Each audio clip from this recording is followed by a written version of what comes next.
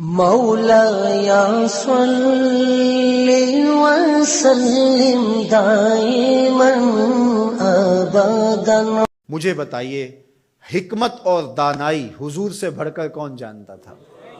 کیسے پیغام دینا ہے، حکمت دانائی کیا ہے، رواداری کیا ہے، یہ حضور کی طرح کون جان سکتا ہے؟ اور کفار مکہ کو سب سے زیادہ تکلیف کس بات پہ ہو سکتی تھی کہ ان کے بتوں کو غلط کہا جائے، اور انہوں نے کہا بھی کہ یہ نہ کریں، ہمارے بتوں کو غلط نہ کہیں، بلکہ حضور کے چچا کے پاس آئے، جناب ابو طالب کے پاس، کہ آپ اپنے بھتیجے کو سمجھائیے کہ ہمارے بتوں کے خلاف بات نہ کریں، انہیں کوئی دولت چاہیے تو بتائیں، انہیں کسی خاتون سے نکاح کرنا ہے تو بتائیں، انہیں تخت و تاج چاہیے تو بتائیں، لیکن ہمارے بتوں کو غلط نہ کہیں۔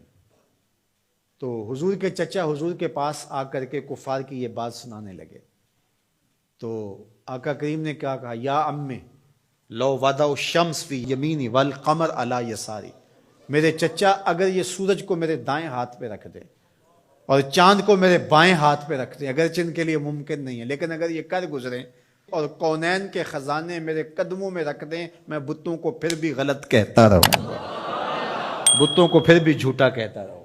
میں آپ کو یہ بات بتانے جا رہا ہوں، وہ یہ کہ کفار مکہ کو سب سے زیادہ تکلیف اس بات کی تھی کہ کوئی ان کے بتوں کو غلط کہے، اور حضور سے بڑھ کر حکمت کون جانتا تھا؟ تو چلو اس بات کو آخر میں رکھ لیا جاتا، لیکن حضور جانتے تھے دین کی بنیاد ہی یہی ہے، کانٹے بچھتے ہیں، گڑے کھدتے ہیں، جو بھی ہوتا ہے ہوتا رہے، لیکن لا الہ ہمارے کلمے کا آغاز یہاں سے ہوگا، پھر الا اللہ کہیں گے۔ پوری کائنات بچھ جائے تمہارے لیے، تمہیں آسان قرضے دے دے، تمہارے قرضے معاف کر دے، اس شرط پر کہ تمہاری رواداری اس طرح ہو کہ تم غلط کو غلط نہیں کہو گے، تو ہمیں یہ شرط قبول نہیں کرنی چاہیے۔ مختلف ادوار کے اندر ہر حکمران یہ کرتا ہے کہ وہ رواداری کے نام سے شریعت کی حدود سے تجاوز کرنا چاہتا ہے۔ شریعت کسی کے گھر کی لونڈی نہیں ہے، میرے محبوب کا لایا ہوا نظام ہے۔ 25 دسمبر ہو یا کوئی اور دن، ہولی ہو یا دیوالی یا کوئی اور موقع ہو، غیر مسلموں کے ساتھ ہمیں رواداری کا جو سبق ہمارے دین نے ہمیں دیا ہے، ہمیں اچھی طرح سے یاد ہونا چاہیے۔ ہم نے غیر مسلموں سے رواداری کا طریقہ مغرب سے نہیں سیکھنا، آمنہ کے لال سے سیکھنا ہے۔ تو ہمیں کبھی بھی اس عقیدے سے انحراف نہیں کرنا چاہیے۔ ہمارے آیان اقتدار، ہمارے کار پرداز ذمہ دار حکومتوں کے تخت و تاج کے مالک مختلف ادوار کے اندر ایسے فول کر جاتے ہیں کہ جو شریعت کی دھجیاں اڑانے والی بات ہوتی ہے، اور وہ اس کو رواداری کے نام پہ کر رہے ہوتے ہیں۔ ان کے ساتھ رواداری کا یہ مفہوم نہیں ہے کہ جا کے جو ہے وہ ان کے بتوں کی آپ تعظیم کریں اور ان کے اوپر چڑھاوا چڑھاویں، یا پرشاد جا کے ان کی کھائیں، یا اسی طرح جو ہے وہ کرسمس ڈے کے اوپر ان کی تقریبات کے اندر اس طرح شامل ہوں کہ ان کے مذہبی شعار کو آپ جو ہے وہ اختیار کر رہے ہوں، تو یہ ہمارا دین اس کی اجازت نہیں دیتا۔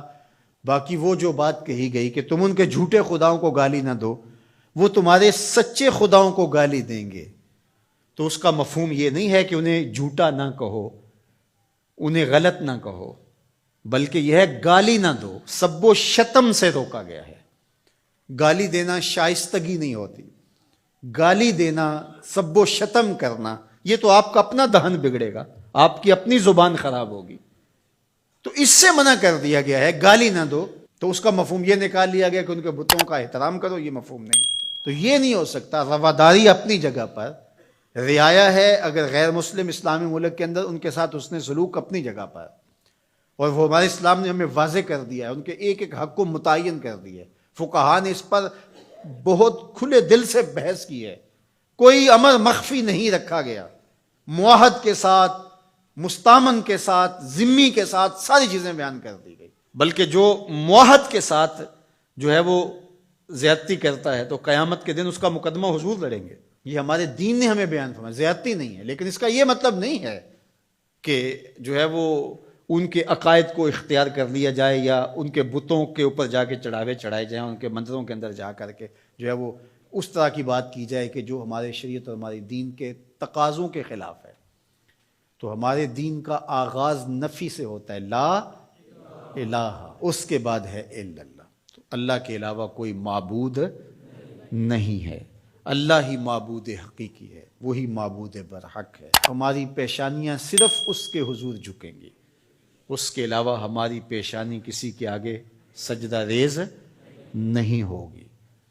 اللہ اکبر۔ حتیٰ کہ پیغمبر بھی ہوں، ان کا احترام ہماری زندگی ہے، لیکن سجدے کی اجازت ان کے لیے بھی نہیں دی گئی۔ ان کو اس مقام پہ نہیں کھڑا کر سکتے جو شان معبود برحق کی ہے۔